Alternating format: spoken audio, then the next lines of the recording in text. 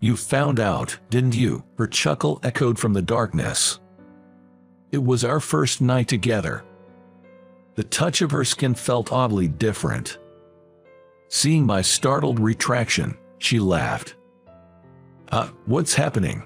I couldn't help my curiosity and asked. She narrowed her eyes at me. "Cries, cat-like, predatory. Curiosity can be dangerous," she said, slowly revealing her skin. She was truly beautiful then. Even after a decade, I still remember. "My name is John Adams." I had just turned 36 at the time. I worked in sales for a pharmaceutical company. Not to boast, but I was their top salesperson. My wife, Catherine, came from a popular family of practitioners. It was a marriage arranged by my father-in-law. Catherine, whom I met at the matchmaking event, seemed like a proper lady. I found no reason to refuse, and so we got married. The higher-ups in the company were pleased about this advantageous connection. It was quite the clue, earning me envy from my peers. After getting married, I threw myself into my work more than ever to drown out the noise. I didn't even imagine that someone who disliked my success was by my side. There are many employees at my level vying for promotions. There are even factions within the upper echelons that aren't visible on the surface. Success depended on standing out in terms of sales and the scale of hospitals I managed, and becoming favored by the influential faction in the upper management. But honestly, I wasn't interested in all that. I simply wanted to help patients through our products. It's not some noble idea. I had a sister who didn't survive childhood cancer. Today, there is a cure for that. She could have been saved. That's why I believe in the power of medicine. I think it's absolutely necessary for people's lives, and I've contributed to patients through it. I was proud of this job and truly loved it. My seemingly smooth sailing future suddenly became clouded. The much-anticipated new medicine, on which we spent a significant amount in development costs, was finally launched. My boss was enthusiastic about making our team the #1 in the nationwide sales of this. He emphasized its early adoption in the hospitals we were responsible for during our sales meetings. The hospitals I was in charge of within my team had the greatest influence. Doctors in this area are reluctant to use new medicine unless they are adopted in the hospitals I'm in charge of. However, there are some doctors who prefer to wait for a certain period before using new ones due to safety considerations. But my boss aggressively pushed sales to the doctors I was in charge of. Turns out, the chief of surgery in this hospital had a close relationship with my boss. I was in charge of the other departments, and my boss was in charge of the surgery department. It seemed like I was in charge, but we were sharing roles as suggested by my boss. My boss urged the chief of surgery to use the new medicine. At that time, frequent wining and dining by pharmaceutical companies was still common, and my boss often went drinking with the chief of surgery, using my entertainment budget. This new drug is a fantastic medication that can be effective even for patients who have not had enough effect with other drugs. Therefore, I really want patients who are struggling to consider using it. However, caution was required when using it. Most drugs have precautions for use. Especially for drugs where side effects are a concern, there can be patients who should absolutely not use them. Surprisingly, my boss did not promote the appropriate use, which could be called the most important mission. As a result, the chief of surgery prescribed the drug to a patient who should never have taken it. The patient suffered from severe side effects. It was a serious incident that went unnoticed in the pharmacy department. I rushed to the hospital as soon as the side effect report came in and collected detailed information after hearing about the case. I was in shock. The patient was someone who should never have been administered the drug, and the prescribing doctor claimed not to have known. I deeply regretted sharing responsibilities with my boss. My boss went pale. This became a major issue within the company. And then, my boss pushed everything onto me. In fact, my name is the one listed as the person in charge of the hospital internally. I followed my boss's instructions to handle the expense reports for the entertainment costs. I was called in by the executives and confronted with documents and receipts. Receipts from lounges and restaurants that I never visited but processed. No matter how many times I explained the situation, the overwhelming amount of evidence made it hard to convince them. My boss was sitting next to the executives, looking smug. However, I knew that it was all a bluff. His trembling fingertips gave him away. I've seen the ugly side of humanity, and I was suddenly sick of the life tied to achievement figures. Facing the accusing executives, I told them that everything was done on my own accord. I declared that I would take responsibility and resign. The room went silent at my forthright demeanor.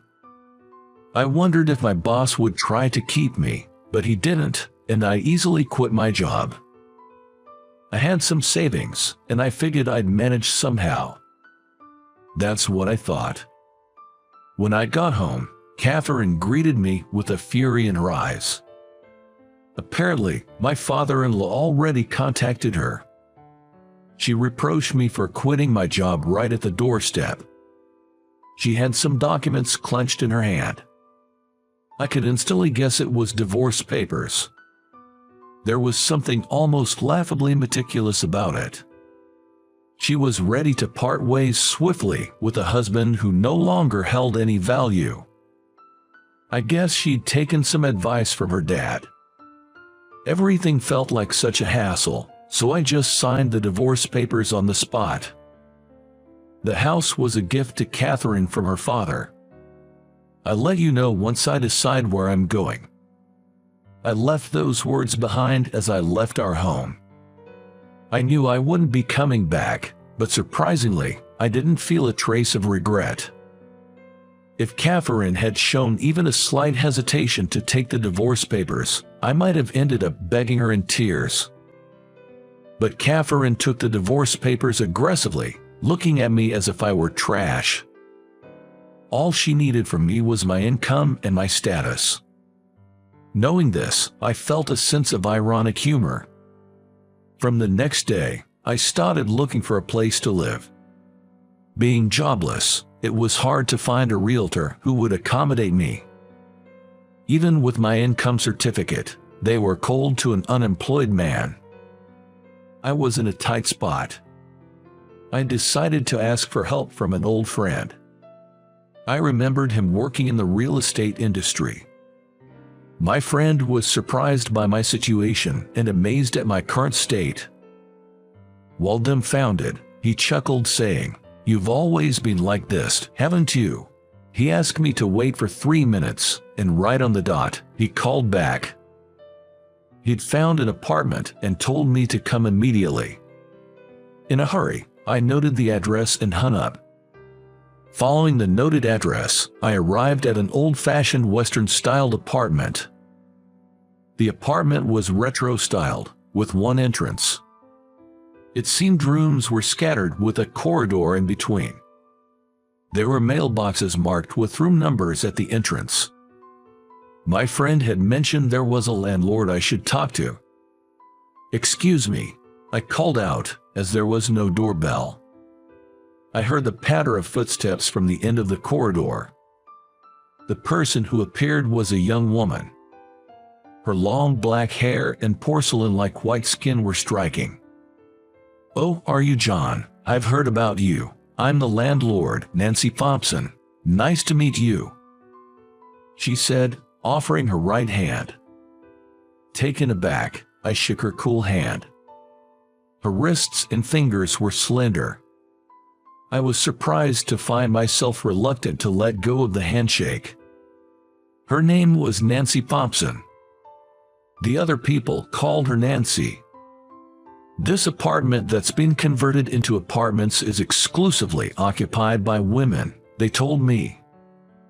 There's no need for any deposit or broker's fee, but they ask for my help with the heavy lifting. When I agreed to help out if I could, Nancy said with a laugh, "Well then, consider our deal done. John, I heard you used to work for a pharmaceutical company," she remarked, offering me the keys. She must have heard from a mutual friend. Yes, I did. I worked there for many years but recently resigned. When I admitted that I was hit with a divorce as soon as I quit my job, Nancy burst into laughter. She seemed genuinely surprised when I confessed that I left my house right after that. "Well, there's nothing wrong with starting over," she said, her smile dazzling me. She seemed unbothered when I promised to find work quickly. And so, my new life began. There were a variety of tenants in these apartments. Students, novelists, and single mothers. There was even a mother who was escaping from an abusive husband. They all seemed to rely on me, which had me shaking with fear, as I lacked confidence in physical strength. They were all amiable people who brushed off my divorce with laughter. I started to learn more about Nancy. She was a 30-year-old widow who had outlived her husband. Apparently, she took over the apartment from her biological father. Her late husband had been a doctor. Small world. I felt like we might have just missed each other at some point. I started working part-time at a local bookstore. I considered getting a full-time job, but I wanted a part-time job that gave me more free time. There was quite a bit of physical labor required at the apartment, so I started doing some simple repairs on my days off. Nancy would occasionally share some of her dinner or bring me bread that she had baked as a hobby. The more we interacted, the more I found myself attracted to her. She casually helped out the other tenants in the apartment. The hallways were always clean, and despite the age of the apartment, it was comfortable living there. She even seemed to help the children of the single mothers with their homework from time to time. Just as I was drawn to her, she seemed to show an interest in me. She asked me about my previous job and often stopped by the bookstore where I worked part-time. It didn't take us long to start having dinner together. As we closed the gap between us, I found myself touching her skin for the first time in the darkness when I stayed at her place for the first time. She looked even more alluring than usual, so stunning that it took my breath away. Her skin was as cool as when I touched her hand that day. There was a strange sensation in her skin, and I instinctively pulled my hand back. Her skin felt too different to be human. Nancy stared at me as I pulled my hand back. Seeing my surprise, she laughed a little. "Sorry, what's going on?" In my flustered state, I lost all my older man's composure and asked her. She just narrowed her eyes and smiled. "Curiosity kills, you know. Are you sure you won't regret this?" She stared me down with eyes as fierce as a wild feline, revealing her skin to me. Upon it, a multitude of surgical scars remained. It must have been a significant injury. The marks on her pale skin almost resembled a flower pattern. The shocking severity of the scars I was seeing for the first time left me speechless, and she peered into my face with a hint of amusement. "I told you you'd regret it, didn't I? You can't touch me." She slowly pointed towards the exit. "Leave this room and regret hurting me." She expelled me from the bed with a cold voice I had never heard before. What about those scars? Why? I asked, and Nancy just laughed. Then she began to speak quietly. Nancy's husband used to work as a surgeon at a general hospital. Apparently, he had been unable to perform a surgery that he was supposed to because he was suspected of collusion with a pharmaceutical company. The patient died during the surgery performed by a substitute doctor. Of course, her husband had no involvement with the pharmaceutical company. It was the head of the surgery department who had pinned the blame on him. Taking all responsibility, her husband had to leave his job. After leaving the hospital, he was always down. When he said he was going to go on a hike, which was his hobby, Nancy was relieved. It was winter, but she sent off her experienced husband. That was the last time she saw him alive. He didn't return even after his scheduled descent. After a search, he was found dead in a snow cave. There was no suicide note.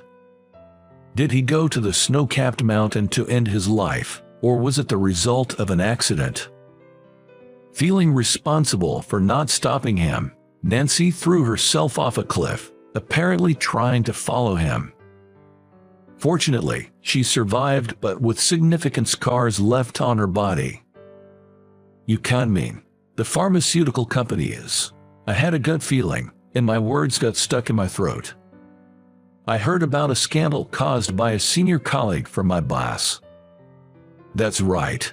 It's the company where you work. They refused my husband, who had asked them many times to prove his innocence. Nancy said with a strained voice. She knew very well that I had nothing to do with it.